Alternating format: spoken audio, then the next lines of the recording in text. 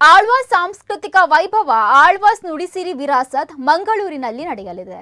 ಲಾಲ್ಬಾಗ್ ಕರಾವಳಿ ಉತ್ಸವ ಮೈದಾನದ ಕೀರ್ತಿಶೇಷ ಡಾಕ್ಟರ್ ಎನ್ ವಿನಯ್ ಹೆಗ್ಡೆ ವೇದಿಕೆಯಲ್ಲಿ ಮಾರ್ಚ್ 21 ಸಂಜೆ 6:15 ಆಳ್ವಾಸ್ ಸಾಂಸ್ಕೃತಿಕ ವೈಭವ ಭರ್ಜರಿಯಾಗಿ ನಡೆಯಲಿದೆ ಎಂದು ಆಳ್ವಾಸ್ ಶಿಕ್ಷಣ ಪ್ರತಿಷ್ಠಾನದ ಅಧ್ಯಕ್ಷರಾದ ಡಾಕ್ಟರ್ ಎಂ ಮೋಹನ್ ಆಳ್ವ ತಿಳಿಸಿದ್ದಾರೆ.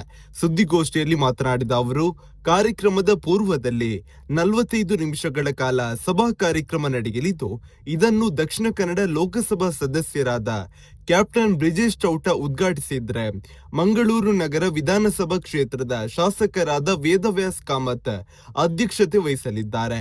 ಈ ಸಂದರ್ಭದಲ್ಲಿ ಸಮಾಜದ ಪ್ರಮುಖರು ಸಭಾ ಕಾರ್ಯಕ್ರಮದಲ್ಲಿ ಗೌರವ ಉಪಸ್ಥಿತಿಯನ್ನು ವಹಿಸಲಿದ್ದಾರೆ.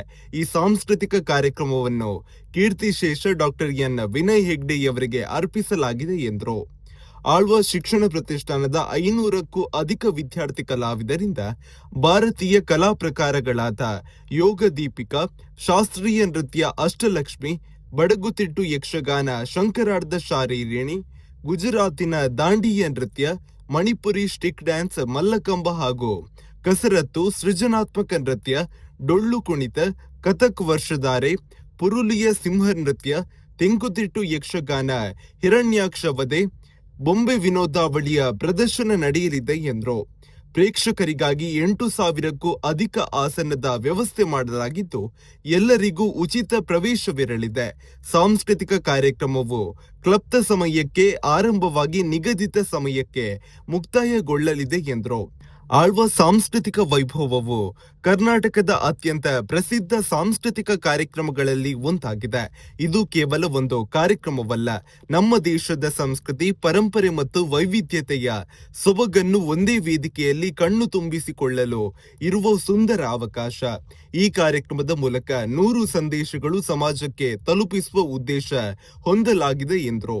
ಇನ್ನು ಈ ಸಂದರ್ಭ ಆಳ್ವಾಸ್ ನುಡಿಸಿರಿ ವಿರಾಸತ್ ಮಂಗಳೂರು ಘಟಕದ ಸಂಘಟನಾ ಕಾರ್ಯದರ್ಶಿಗಳಾದ ಪ್ರಸಾದ್ ಕಲ್ಲಿಮಾರ್, ಮುಖಂಡರಾದ ಪ್ರದೀಪ್ ಕುಮಾರ್ ಕಲ್ಕೋರ, ಲೀಲಾಕ್ಷ ಕರ್ಕೇರ ಹಾಗೂ ಶಶಿರಾಜ್ ರಾವ್ ಕಾವೂರು ಉಪಸ್ಥಿತರಿದ್ದರು. ಈ ಸಲ 3ನೇ ಬಾರಿ ಈ ಕಾರ್ಯಕ್ರಮವನ್ನು ಮಾರ್ಚ್ 21ನೇ ಶನಿವಾರ ದಿವಸ ಸಂಜೆ 6 ಇದು ನಮ್ಮ ಕರಾವಳಿ ಉತ್ಸವ ಆಗುವಂಥ ಜಾಗದಲ್ಲಿ ಇದು ನಡೀಲಿಕ್ಕಿದೆ.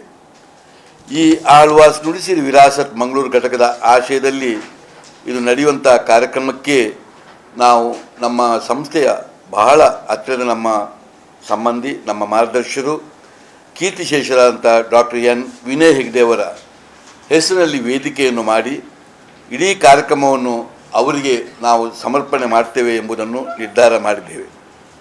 ಸಂಜೆ 6:10 ಸರಿಯಾಗಿ, ಯಾಕೆಂದರೆ ನಮ್ಮ ಎಲ್ಲ ಕಾರ್ಯಕ್ರಮವನ್ನು ಕೂಡ ನಾವು ಮಾಡುವಾಗ ಕೇವಲ ಮನರಂಜನೆ ಕೊಡೋದು ಮಾತ್ರ ಅಲ್ಲ, ಇದರ ಮುಖಾಂತರ ಒಂದು 10 ಸಂದೇಶವನ್ನು ನಾಡಿಗೆ ಕೊಡಬೇಕಾದ ನಮ್ಮ ಕರ್ತವ್ಯ. ಇದರಲ್ಲಿ ಒಂದು ಸಮಯ ಪ್ರಜ್ಞೆಯೂ ಕೂಡ. 6:10 ಸರಿಯಾಗಿ ನಮ್ಮ ವೇದಿಕೆಗೆ ಬಹಳಷ್ಟು ನಮ್ಮ ಕೆಲವು ಅತಿಥಿಗಳನ್ನು ನಾವು ವೇದಿಕೆಗೆ ಕರೆದು ಕೂತ್ಕೊಳಿಸ್ತೇವೆ. 6:15 ಸರಿಯಾಗಿ ನಮ್ಮ ಕಾರ್ಯಕ್ರಮ ಪ್ರಾರ್ಥನೆ ಮುಖಾಂತರ ಪ್ರಾರಂಭ ಆಗ್ತದೆ. ಕೇವಲ 45 ನಿಮಿಷ ಮಾತ್ರ ನಮ್ಮ ಕಾರ್ಯಕ್ರಮ, ಅದು ಸಭಾ ಕಾರ್ಯಕ್ರಮಗಳು ಆ ದಿವಸ ಇರೋದು. ಉದ್ಘಾಟಕರಾಗಿ ನಮ್ಮ ಸಂಸದರು ಒಪ್ಪಿಕೊಂಡಿದ್ದಾರೆ. ಆಮೇಲೆ ಸಭೆಯ ಅಧ್ಯಕ್ಷತೆಯನ್ನು ನಮ್ಮ ವೇದವ್ಯಾಸ ಕಾಮತ್ರವರು, ನಮ್ಮ ಶಾಸಕರು ನಡೆಸಿಕೊಳ್ಳಲಿಕ್ಕೆ ಇದ್ದುಕೊಂಡು ಇದು ಕಾರ್ಯಕ್ರಮ ನಡೆಯುವುದು. ಸಮಾಜದ ಬೇರೆ ಬೇರೆ ಇಂಥ ಸಾಂಸ್ಕೃತಿಕದಲ್ಲಿ ಕೆಲಸ ಮಾಡಿದಂಥ ಬಹಳಷ್ಟು ದಿಗ್ಗಜರನ್ನು, ಬೇರೆ ಬೇರೆ ಎಲ್ಲ ಸ್ತರಗಳದ ಪ್ರಮುಖರನ್ನು ಸಭಾ ಕಾರ್ಯಕ್ರಮದಲ್ಲಿ ಗೌರವ ಉಪಸ್ಥಿತಿಯಲ್ಲಿ ಅವರೆಲ್ಲರೂ ಹಾಜರಿರ್ತಾರೆ.